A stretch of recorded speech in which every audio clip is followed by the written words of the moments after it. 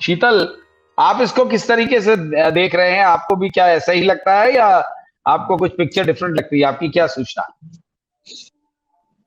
देखिए, राजस्थान का चुनाव है और राजस्थान में बीजेपी को उम्मीद है कि वो जो 3 राज्यों में एक साथ लगे हुए चुनाव है, मध्य प्रदेश और छत्तीसगढ़, उसमें राजस्थान में वो अपने लिए थोड़ी उम्मीद रखती है। बाकी 2 जगहों में उसे कठिनाई है, ये बात उनको पता है। इस उम्मीद को कन्फर्म करने के लिए, जैसा कि उनका हमेशा ही रहा है और जैसा कि ओवरऑल उनकी स्थिति है, वो राजस्थान में बहुत जगह प्रयास ऐसे हुए, लेकिन उतना हाँ। सफल नहीं हो पाया मामला। छोटी मोटी घटनाएं बहुत सारी हुई। हम्म। ये हम्म। एक ऐसा पॉइंट था जहां पे बड़ी घटना करने के चांसेस थे। हम्म। वजह क्या है कि इस इलाके में एक मेवाती मुसलमानों की बड़ी तादाद रहती है। यहाँ के 2 लोगों को, यहाँ के वैसे कई लोगों को गौकशी वगैरह के मामले में मारा गया है, लेकिन हालिया जो मामला है जिससे ये वातावरण गर्म है, उसकी वजह यह है कि हरियाणा से सटा हुआ एक भरतपुर जिला है, जहाँ के हाँ, राजस्थान। जी जी जी, तो वहां से 2 लोगों को मार दिया गया था इसी शक में। और मारने में जिस आदमी का नाम था मोनू मानेसर करके है, वो हाँ हाँ, वीडियोज दोनों वगैरह माने सर। डालता रहता है। उसने गौरक्षा दल बनाए हुए हैं, हथियारों के साथ अपने फोटो वोटो डालता रहता है। और इस कांड से भी पहले 2 दिन पहले उसका वो वांटेड भी है, लेकिन उसका 2 दिन पहले वीडियो आया। उस वीडियो में सबको कॉल दी गई कि आप सब वहां पहुंचे, मैं भी वहां आऊंगा। क्योंकि वो इस समय हाँ। एफआईआर है पुलिस के लिए, इसलिए उसका आना एक चुनौती के तौर पे हुआ। और चूंकि इस हाँ। इलाके में कई मुसलमानों को इस जुर्म में पब्लिक में मारा गया है, तो वहाँ एक नेचुरल गुस्सा है और वहाँ उनकी घनी आबादी है, तो एक रिएक्शन उनमें था। उसी को इनकैश करने के लिए इस बार बजरंग दल वगैरह ने ये प्लान किया कि यहाँ जो एक सालाना एक जलसा होता है, धार्मिक जलसा, हाँ। जिलों जिलों से और राजस्थान से भी और ये हरियाणा से भी जिलों जिलों से भीड़ जुटाई गई। वीडियो से माहौल गर्म किया गया। और जो उन्होंने एंटिसिपेट, बहुत से लोग बंदूकें वगैरह लेके भी पहुंचे थे, उनके सब फोटोज आ रहे हैं कि यहाँ जो लोग आए थे, इसमें बहुत सारे लोग जो है हथियारबंद थे। तो वहां पूरा दंगा करने की तैयारी के साथ आए और उनकी उम्मीद सफल भी रही कि रिएक्शन मुस्लिम्स में था, वहां वहां उनकी अक्सरियत है। उन्होंने रिटेलिएट किया और उसमें 2 होमगार्ड शुरुआती झगड़े में पहले वो पत्थरों के उसमें आ गए, चपेट में मारे गए। कुछ और लोग राइट। घायल हुए हैं दर्जनों। उसके बाद इन्होंने तुरंत उसको फ्लेयर अप कर दिया। हरियाणा के जितने शहरों में ये हिंसा फैला सकते थे, वहां चूंकि बहुत सारी गाड़ियां वगैरह जली, खूब हुआ, हंगामा हुआ है वहां। उसके बाद जहां जहां की गाड़ियां बसें वगैरह थी, वहां वहां इन लोगों ने इकट्ठा करके और लोगों पर हमले या गाली गलौज ये सब शुरू किया। अभी भिवानी का वीडियो मेरे पास है, वहां वही नारे जो जिन नारों से आप समझते हैं कि इस तरह की चीज हाँ भड़काई हाँ जाती है, हाँ गोली हाँ मारो वाला वह नारा, हाँ और हाँ। वो काटे जाएंगे तो फला चिल्लाएंगे टाइप, इस तरह के नारे लगाते हुए कई वीडियो हमारे पास अभी भी हैं। आज भी हो रहा है भिवानी में, आज भरतपुर में भी हुआ है, और गुड़गांव में खासकर जहां स्केटर्ड आबादी है जैसा बताया हिसाम ने। और वहां की एक मस्जिद को जला दिया, वहां इमाम को मार दिया और कुछ लोगों को और घायल है। लेकिन अब वहां 4, ये 5 बता रहे हैं, 4 की मेरे पास भी इत्तला है कि अब ओह। तक जो वारदात हुई उसमें 4 लोगों की जान जा चुकी है। और हम्म। कई जगह इंटरनेट क्लोज किया गया है, सेंट्रल फोर्सेस भी पहुंच गई हैं, सब कुछ है। लेकिन चूंकि समस्या क्या हो रही है, कल राहुल देव ने एक ट्वीट किया कि जो हाँ। आपका न्यूज 18 अंबानी का चैनल है, उसके जो अमन चोपड़ा साहब हैं, वो बरेली से लेके और यहाँ तक नूह तक ऐसे शीर्षक लगा के अपने प्रोग्राम कर रहे थे कि उसको आप देखें तो खुद शर्मा जाए। समस्या ये हो रही है कि इनको सबको खुला हाथ मिला हुआ है।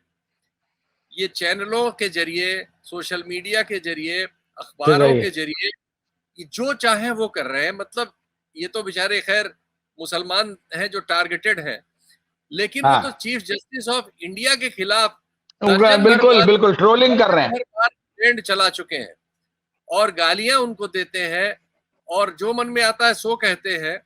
उनकी जो अपाहिज 2 बच्चियां उन्होंने गोद ले रखी, जिनको वो परिवार परवरिश कर रहा है, उनको भला बुरा कहते हैं और हाँ, जो मन में आता है सो करते हैं, लेकिन हमारा ना सूचना प्रसारण मंत्रालय उस पर कोई कार्रवाई करता है।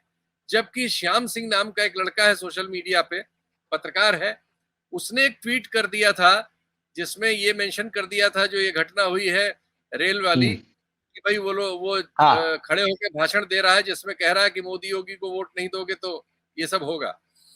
तो हाँ, इस वजह से उसका ट्वीट कल ही रात गृह मंत्रालय ने लिख के दिया, ट्विटर से वापस लेना पड़ा उसका, ट्विटर ने वो ट्वीट हटा लिया। तो एक और तो हाँ, मोदी योगी का नाम कहीं आ जाए, मोदी जी का खासकर, तो खास तौर से। तुरंत जो है ट्विटर से, फेसबुक से, अखबार से, टीवी से, सब जगह से, टीवी का तो खैर सवाल ही नहीं, वहां नाम आ ही नहीं सकता, लेकिन तुरंत कार्रवाई होती है।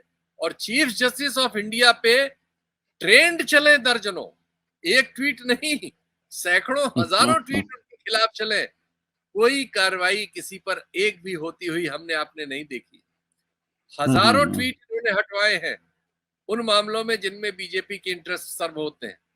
तो का अब इस देश को पूरी तरह से अकलियतों के खिलाफ, अब तो ईसाई नॉर्थ ईस्ट में, रेस्ट ऑफ कंट्री में मुसलमान, उत्तर भारत में खासकर मुसलमान, इनको उन्होंने निशाने पर रख दिया है।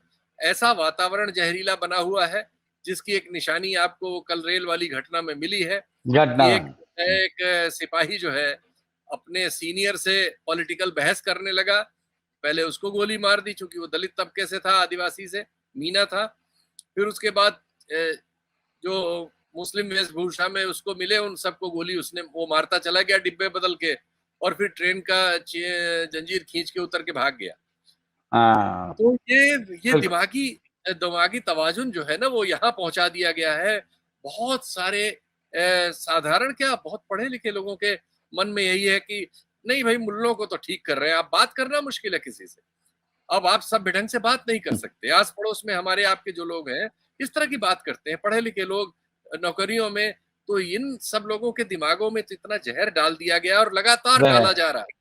और इसमें टेलीविजन हमारे, और बहुत शर्म की बात यह है कि इन टेलीविजन चैनलों में उन पार्टियों के प्रवक्ता अपनी बेइज्जती कराने जाते हैं जिनका इन्होंने सत्यानाश कर दिया है, जिनकी रोज वो सिर्फ जिनका खात्मा कर रहे हैं, वो जिनकी राजनीति का उन्होंने खात्मा कर दिया, और बहुत सारे धार्मिक लोगों को भी बुला के वो दंगल कराया करते हैं।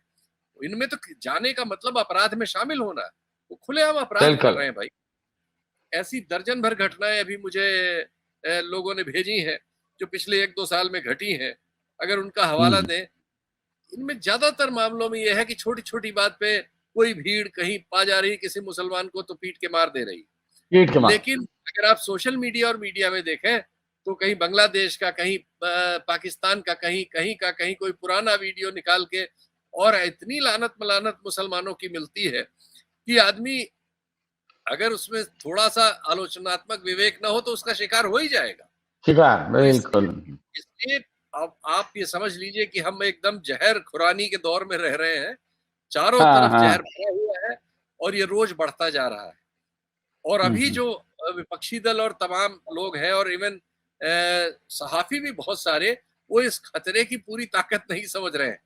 सच्चाई यह है कि जीना मुहाल हो जाएगा और हो गया है, क्योंकि आप जब एक बहुत बड़ी अकलियत की आबादी को, 19-20 करोड़ मुसलमान हैं, 2-3 करोड़ ईसाई हैं, इन सबको इस तरह से अत्याचार का शिकार बनाएंगे तो प्रतिहिंसा भी जन्म लेगी।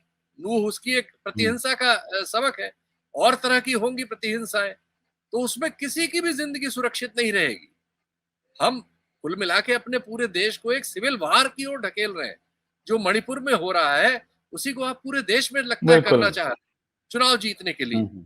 राजस्थान का चुनाव है तो आपको दंगे की जरूरत है, उत्तर प्रदेश का चुनाव है तो दंगे की जरूरत है, और कोई एक मतलब जिसे कह राइट थिंकिंग पुलिसमैन बरेली में जैसे था, ऐसा होगा तो आप उसे फैसला करने के 3 घंटे के भीतर घर से बुला के ट्रांसफर कर देंगे, थानेदार को सस्पेंड कर देंगे, चौकी इंचार्ज को सस्पेंड कर देंगे। तो ये मैसेज जो जा रहा है ना, ये मैसेज बहुत ही मतलब एक तरफा तो है ही है, बहुसंख्यकवादी है, एक तरफा है, ओपन कम्युनल है, और बहुत खतरनाक है। मुल्क के लिए, मुल्क के बाशिंदों के लिए बहुत खतरनाक है, सबको खतरे में डालने वाला। सत्य हिंदी का ऐप डाउनलोड करें गूगल प्ले स्टोर पर।